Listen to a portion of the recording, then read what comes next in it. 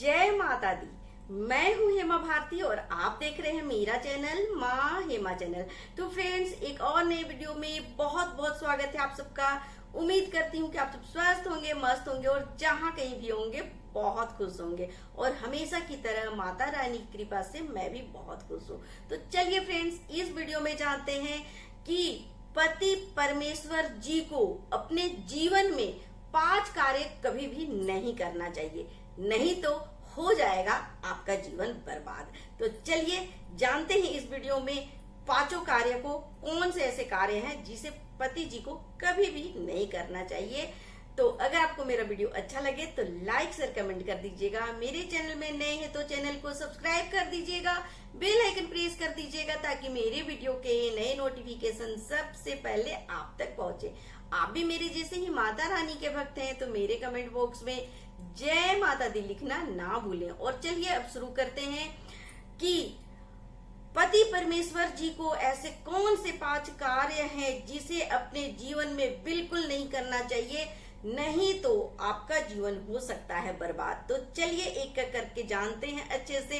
तो नंबर 1 है कि पति परमेश्वर जी, जब आप विवाह करने जाते हैं, आप पति परमेश्वर बनने वाले हैं किसी पत्नी के, किसी लड़की के, तो आपको सर्वप्रथम तो विवाह से पहले आपको अपनी होने वाली पत्नी से झूठ बिल्कुल नहीं बोलना चाहिए। ये प्रथम चीज है, क्योंकि यहीं से आपका जीवन जो है वो शुरुआत होता है, यहीं से आप स्टार्टिंग करते हैं अपने जीवन का। क्योंकि आप विवाह से पहले जो कुछ भी बोल रहे हैं उसी पर आपका पूरा जीवन निर्भर करता है, क्योंकि ये नींव होता है। और जब आप नींव ही आपका मजबूत नहीं रहेगा तो फिर आपका आगे कैसे घर बसेगा, कैसे संसार सुखी रहेगा। तो स्टार्टिंग में ही जब पति से परमेश्वर बनने वाले हैं, उसके पहले ही झूठ बोल करके अपना जीवन बर्बाद कर लेते हैं। बहुत सी छोटी छोटी बातों में झूठ बोल देते हैं लड़के लोग। जब विवाह करने जाते हैं तो क्या होता है कि उनको लगता है कि अगर हम ये झूठ नहीं बोलेंगे तो हमारा विवाह नहीं होगा, और इस कारण से जरूर कुछ ना कुछ झूठ तो बोल ही देते हैं, जो कि बहुत गलत है। ये चीज कभी नहीं करना चाहिए किसी भी लड़के को। देखिए, सच्चाई से आप जीवन शुरू करेंगे ना तो आप भी सुखी रहेंगे, आपकी पत्नी भी सुखी रहेगी। लेकिन आप सोचिएगा कि नहीं, विवाह करना है कैसे भी करके, चलो झूठ सच बोल करके अपना विवाह करके काम खत्म करो। तो देखिए, विवाह तो हो जाएगा आपका, लेकिन जो आपका जीवन है जिसके लिए आपने विवाह किया है वही आपका सुखी संपन्न नहीं रहेगा। तो ऐसे विवाह का क्या मतलब है। इसलिए जब भी शुरू करें अपना जीवन, विवाह से पहले कोई भी झूठ ना बोले। बहुत बार अपनी शादी के लिए लड़के, चाहे उनके परिवार वाले, बहुत तरह के झूठ बोल देते हैं कि मैं ये कार्य करूंगा, मैं ऐसे रखूंगा अपनी पत्नी को, मैं ये चीज दूंगा, मैं ऐसे रहूंगा। इस तरह से गुमराह करते हैं लड़की को, और जब ठग फुसला करके विवाह कर लेते हैं। लेकिन इसका कोई मतलब नहीं है। जब ठग फुसला के आप विवाह किए हैं तो आपका जीवन भी वैसे ही ठगा हुआ रह जाएगा। तो ये हो गया नंबर 1 कि आपको कभी भी झूठ से शुरुआत नहीं करना है। चलिए, अब तो हो गया आपका विवाह और आपने विवाह करके पति से परमेश्वर भी बन गए। लेकिन क्या आप एक परमेश्वर बनने के लायक हैं? आप विवाह करके तो आ गए, ले आए अपनी पत्नी को, और आप उसके परमेश्वर भी कहलाने लगे। पत्नी फर्स्ट डे से ही बिल्कुल अपने पति को परमेश्वर के जैसा पूजा करती है। तो लेकिन आप ये कैसे भूल जाते हैं कि जिस पत्नी को आप विवाह करके लाए हैं वो भी कहीं ना कहीं परमेश्वरी है। जिस तरह से आप परमेश्वर हैं तो वो भी आपकी परमेश्वरी ही है। तो ये नंबर 2 है कि आप अपनी पत्नी को परमेश्वरी ही समझिए, एक देवी ही समझिए। अगर ये कार्य भी नहीं करेंगे तो आपका जीवन बर्बाद होगा, जरूर होगा। क्योंकि आप अगर पत्नी को अपनी पैरों की जूती समझेंगे, आप उसे नौकरानी जैसा ट्रीट करेंगे, दासी समझेंगे, तो फिर ये देखिए आपका जीवन कभी भी सुखी नहीं रहेगा। शुरू में तो देखिए, स्टार्टिंग में आपको लगेगा कि नहीं, जितना हो सके अपनी पत्नी को दबाओ, उसे डांटो, उसे अपने कंट्रोल में करके रखो। तो ये शुरुआत में तो आप जरूर कामयाब हो जाएंगे। वो पत्नी बेचारी जो अपना सब कुछ छोड़ करके आई है आपके भरोसे, तो आप जैसे उसे रखते हैं, जो कुछ देते हैं, जैसे आप उसे रखना चाहते हैं, रखते हैं, और वो रह भी जाती है क्योंकि उसके पास कोई और चारा नहीं होता है, मजबूरी होती है, तो आप जैसे जैसे बोलते हैं वो करती है, रहती है। लेकिन जिस तरह से आपने उसे दासी बना करके रखा है, उसे कंट्रोल करने का कोशिश किया है, और उसके बावजूद भी आपकी पत्नी जो है आपको परमेश्वर ही मानती है। जैसे कि आप बोलेंगे कि नहीं, आजकल की पत्नी लोग नहीं मानती है परमेश्वर, वे लोग भी मतलब ऐसे समझती है, लेकिन ठीक है, कुछ हो सकती हैं। लेकिन मैं अधिकतर की हमेशा वीडियो बना करके लाती हूँ, हमेशा अधिकतर की बात करती हूँ कि जो ज्यादा से ज्यादा इस दुनिया में हो रहा है, मैं वैसा ही चीज लेकर के आती हूँ। तो अधिकतर घरों में ऐसा ही होता है कि पत्नी फर्स्ट डे से ही अपने पति को परमेश्वर मानती है, तीज त्योहार हर कुछ जो है वो करती है, यहाँ तक कि 24 घंटे का 36 घंटे का निर्जला निराहार उपवास भी कर लेती है अपने पति के लिए, उनके लंबी आयु के लिए, उनके स्वस्थ जीवन के लिए। और यहाँ तक कि मतलब जैसे जैसे वो करते हैं वैसे करते हैं, और हर तरह से उन्हें इज्जत देती हैं, प्यार देती हैं, उनके अनुसार चलती हैं, और हमेशा उन्हें परमेश्वर ही मान के चलती हैं। ये होता है। लेकिन पति नहीं मानते हैं अपनी पत्नी को देवी के समान, उसे हमेशा पैर की जूती समझते हैं। तो ये दूसरी गलती भी आप अपने जीवन में कभी मत कीजिएगा, नहीं तो आपका जीवन हो जाएगा बर्बाद। कैसे, वो मैं और चलिए आगे जानते हैं तीसरा नंबर, और आपको बताते हैं कि कैसे। तो चलिए, नंबर 3 है कि अपनी पत्नी को आप कभी भी गाली गलौज मत करें, मारपीट ना करें, डांटे डपटे नहीं तो इससे भी आपका जीवन बर्बाद होगा। जब पत्नी को ले आते हैं पति परमेश्वर जी और पति परमेश्वर बन जाते हैं, उसके बाद वे सोचते हैं कि अब इस पर पूरा मेरा अधिकार है, इसे डांटो, मारो, चिल्लाओ, जोर से बोलो, इसे अपने कब्जे में रखो, इसे कंट्रोल करो।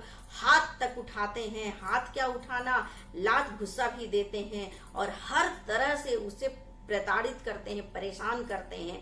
लेकिन उस वक्त जब वो नवविवाहित है, नई शादी होकर के आई है, तो पत्नी हर तरह से मजबूर होती है और आपका लात गुस्सा भी खाती है, मारपीट भी बर्दाश्त करती है, सब कुछ बर्दाश्त करके रह जाती है। अब देखिए इसका नतीजा आगे क्या होता है। अभी तो पत्नी जो है वो सब कुछ अपने परमेश्वर जी का मान रही है, सह रही है, रह रही है। लेकिन इसके बाद देखिए अंत घड़ी में इस पति परमेश्वर जी के साथ क्या होगा, वो चलिए मैं आपको अच्छे से बताती हूँ। अभी तो उनका जवानी है, नया खून है, उनके घर वाले, परिवार वाले, भाई बहन सब कोई एक फौज के जैसा उनका साथ निभा रहे हैं, और कहते हैं कि उनके देखिए 2-3 बहनें भी जरूर होंगी।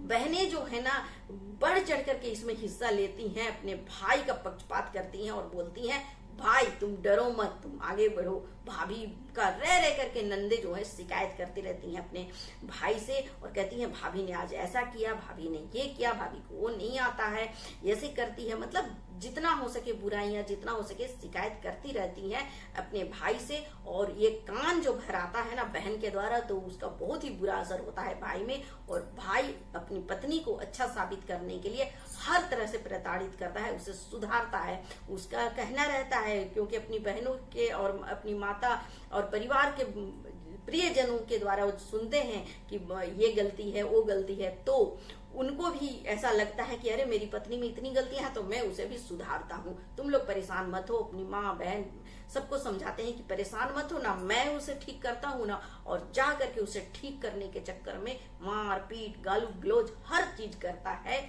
एक पति जी जो परमेश्वर है, वो हर तरह से उसे सुधारता है। और जैसे जैसे कहता है वो पूरे परिवार वालों के अनुसार वो अकेली पत्नी सहती रहती है, सुनते रहती है। अब देखिए क्या होता है। नंबर 4 है कि कुछ दिन के बाद वो पत्नी जो है माँ बनती है, बच्चे होते हैं।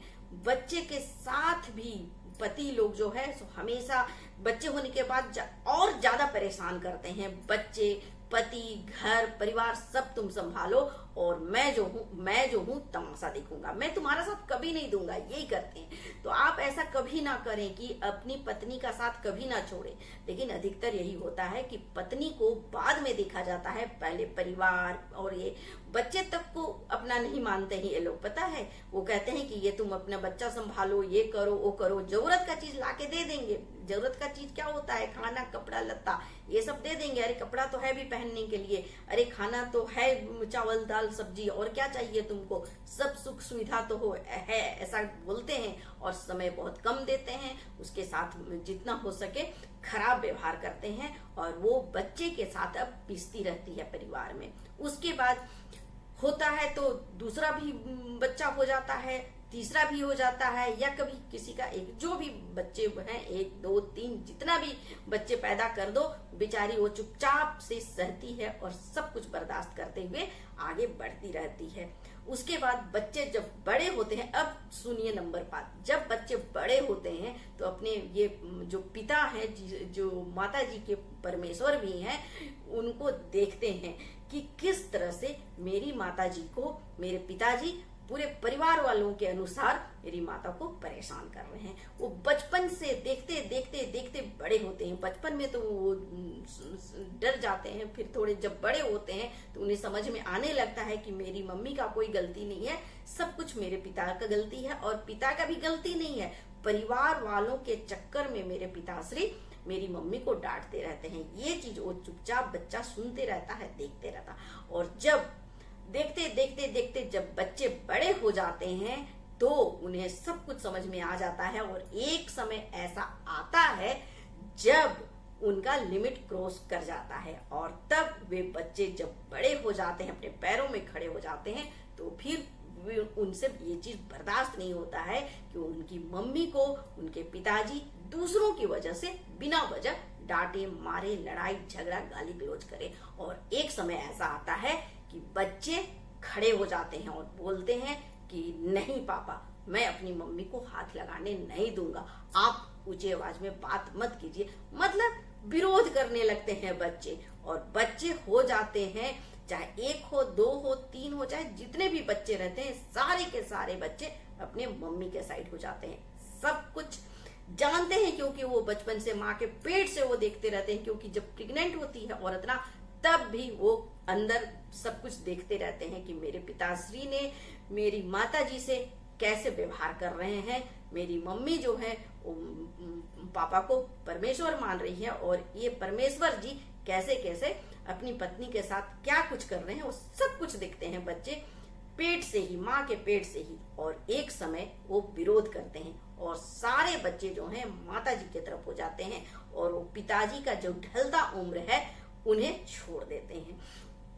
अब जब बच्चे साथ देने लगते हैं पत्नी को, तो ये पत्नी को भी थोड़ा हिम्मत आ जाता है। जो वो वर्षों से सहती आ रही थी अब अपने बच्चों, और जो ये सहन कर कर कर करके वो जो इतना थेथर बन जाती है ना, कि अब उसे भी बर्दाश्त नहीं होता है, वो भी अपनी जुबान खोलना शुरू करती है और विरोध करना शुरू करती है। और फिर बाद में तो इतना ये सब चीज हद से ज्यादा बढ़ जाता है कि एक समय ऐसा आता है जब पत्नी का एज हो जाता है 45 के ऊपर, 50 के ऊपर, तो उनका हद पार कर जाता है, और फिर अब वो पति को, परमेश्वर जी को जवाब देना शुरू करती है। और फिर वो लास्ट में हार जाती है और कहती है कि नहीं, आप परमेश्वर नहीं हो सकते हैं। और सारे बच्चे जो हैं अपनी माता जी की तरफ हो जाते हैं, और माता जी से कहते हैं कि इस इंसान को तुम परमेश्वर जी से जिंदगी भर मानती आई हो, ये राक्षस के लायक भी नहीं है, इसका सहन मत किया करो मम्मी, तुम जवाब दिया करो। अगर वो खाना में नखड़ा करता है तो खाना छोड़ दिया करो, मत दिया करो। अगर गुस्सा से वो मारपीट करता है तो तुम हाथ पकड़ लिया करो, मत सहो, और फिर हम लोग जवाब देंगे। इस तरह से पति को बिल्कुल अकेला कर दिया जाता है, और जिस परिवार के बल पे ये पति जो है सो उछलता था, गाली गलौज करता था, मारपीट करता था, अपनी पत्नी और न बच्चों को समझता था अपना, वही परिवार वाले बड़े ही चालाकी से, बड़े ही आसानी से अपने अपने परिवार में एकदम पूरा अच्छे से खुश रहते हैं। और इस अकेला मर्द को छोड़ देते हैं। वही सबसे प्रिय पुत्र को, अपने प्रिय भ्राता को, अपने प्रिय लाडला को ये लोग आराम से छोड़ करके घसक लेते हैं पतली गली से। और ये जब मुड़ करके पीछे देखते हैं परमेश्वर जी, तो देखते हैं कोई भी नहीं है, सभी अपने अपने परिवार में व्यस्त हैं, अपने जीवन में व्यस्त हैं, आनंदित हैं, मजे कर रहे हैं। और अब उनके साथ कोई भी नहीं होता है। जब वे लोग छूट गए, दोस्त यार चले गए, कोई जब नहीं रहा, तो आते हैं अपनी पत्नी के पास। लेकिन पत्नी को तो जिंदगी भर रुलाया गया है, तो वो साथ नहीं देती है। जैसे ही पति जी आते हैं उसे अच्छा नहीं लगता है, वो उठ करके चली जाती है। बच्चे सभी चले जाते हैं कि नहीं, ये तो पिता के लायक नहीं है, इन्होंने मेरी माता को बहुत ज्यादा तंग किया है। और तब सबके जुबान खुल जाते हैं, सब कुछ न कुछ अपना दिखाते हैं अपने उस पति परमेश्वर जी को कि आप परमेश्वर हैं या आप एक राक्षस हैं। और इस तरह से ये पति परमेश्वर जी लास्ट समय में जब इनका उम्र हो जाता है 55-60 का, तो बिल्कुल अकेले हो जाते हैं। ना इनका कोई सुनता है, ना कोई इनके साथ बात करता है, और ना कोई इसे कोई पूछता है। यही जो जवानी भर अपने तेवर के साथ, अपने परिवार के बल पे अपनी पत्नी परमेश्वरी को बिल्कुल दासी बना करके रखा, वही पति परमेश्वर आज खुद अकेला हो जाता है। और जीवन भर का जो किया हुआ पुण्य है, पाप है लेकिन मैं इसे पुण्य ही करूंगी, जो पुण्य किया है उसका उसे फल मिल जाता है। माता जी के साथ सभी होते हैं परिवार वाले, और जो लोग दूर हो गए थे वे लोग भी अपना लेते हैं इस माता जी को, इस पत्नी को। लेकिन उस पति को कोई नहीं अपनाता है, और वो अकेला इस उम्र में, जो ढलती उम्र में, 60 के उम्र में, 65 के उम्र में, वो बिल्कुल अकेला हो जाता है। जिस वक्त सबसे ज्यादा पत्नी की जरूरत होती है, बच्चों की जरूरत होती है, उस वक्त ऐसा पति बिल्कुल अकेला पड़ जाता है। और ना वो किसी से कुछ कह पाता है, ना पत्नी से, ना परिवार से, ना दोस्तों से, ना बच्चों से।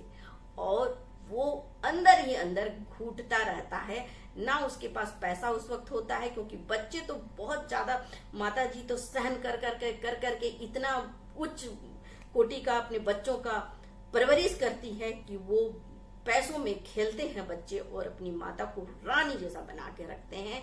और वो पति परमेश्वर जी जो हैं, उनका हालत एक भिखारी से कम नहीं होता है। ना उनके पास अब पैसा होता है, ना कोई बात करने वाला होता है, ना कोई पूछने वाला होता है, ना कोई खाना देने वाला होता है। वो खाना के बिना सूख करके काटे हो जाते हैं, अंदर अंदर ही घूटते रहते हैं, और पीछे पीछे खोजते चलते हैं कि मेरी पत्नी जी किधर है, मेरे बच्चे किधर हैं, बात करने के लिए तड़पते रहते हैं।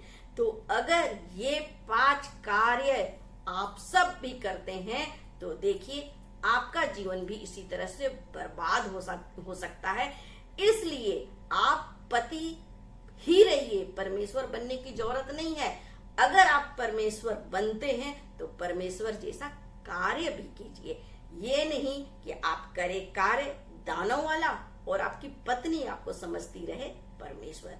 तो आप खुद भी परमेश्वर अगर बनना है तो पत्नी को भी परमेश्वर ही समझिए, उन्हें भी एक देवी का दर्जा दीजिए और उनका रिस्पेक्ट कीजिए, उनके साथ साथ रहिए। उनका हाथ जब थामे हैं तो उनका साथ भी देना आपका ही धर्म है। तो आप इस तरह से अपने जीवन में सुखी संपन्न रहेंगे। आपको लास्ट समय में पत्नी का भी साथ मिलेगा, परिवार का भी साथ मिलेगा, बच्चों का भी साथ मिलेगा, और आप रहेंगे सुखी संपन्न। और अगर आप ये 5 कार्य करते हैं गलत सलत, तो फिर आप परमेश्वर नहीं कहलाएंगे। आपकी स्थिति बहुत ही खराब होने वाली है, आपका जीवन हो जाएगा बर्बाद। तो चलिए फ्रेंड्स, उम्मीद है कि आपको ये वीडियो बहुत ही अच्छा लगा होगा। ऐसे ही अच्छे वीडियो देखने के लिए मेरे वीडियो को देखते रहें। अगले वीडियो में नए विषय के साथ फिर मिलते हैं, तब तक के लिए मुझे आज्ञा दीजिए। जय माता दी।